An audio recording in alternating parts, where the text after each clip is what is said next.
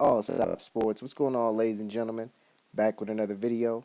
We're going to talk some more boxing, but first and foremost, shout out to the LDBC.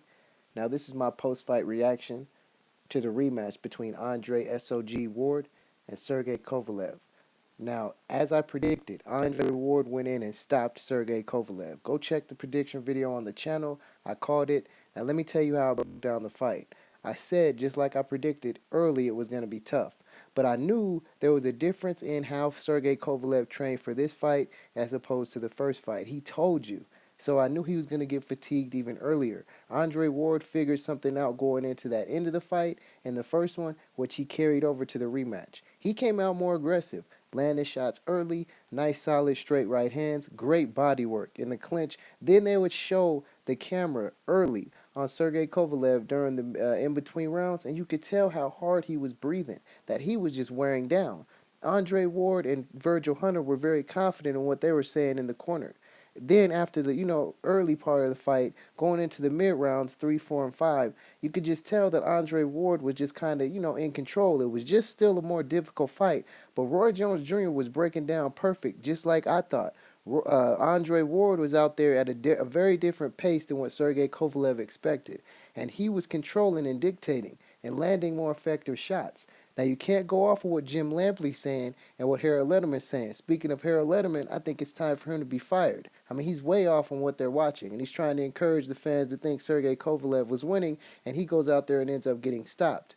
Now, here's the thing about the way the fight ended up being stopped. I thought that, the stoppage could have went a little early, but Sergey Kovalev showed that he did not want to fight anymore. He turned his back earlier in the fight to Andre Ward after a body shot that Tony Weeks had to say, okay, let's kind of continue and keep fighting. After he did that, again in round 8, he landed another solid body shot, and you could tell Sergey Kovalev was also very affected by that shot.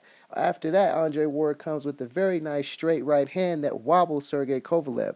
He walks him down, gets him in the corner, they clinch, Weeks separates him, and Andre Ward lands 2 solid body shots on the belt line, and the third one, you can say that it was kind of questionable, but Kovalev was already sitting down in the seated position ready to go. He didn't want no more work. He did not want no more work. So for all the people that's out there saying the stoppage was early, tell me why Kovalev was turning his back and proved that he didn't want to fight no more. Just like we knew he was going to quit.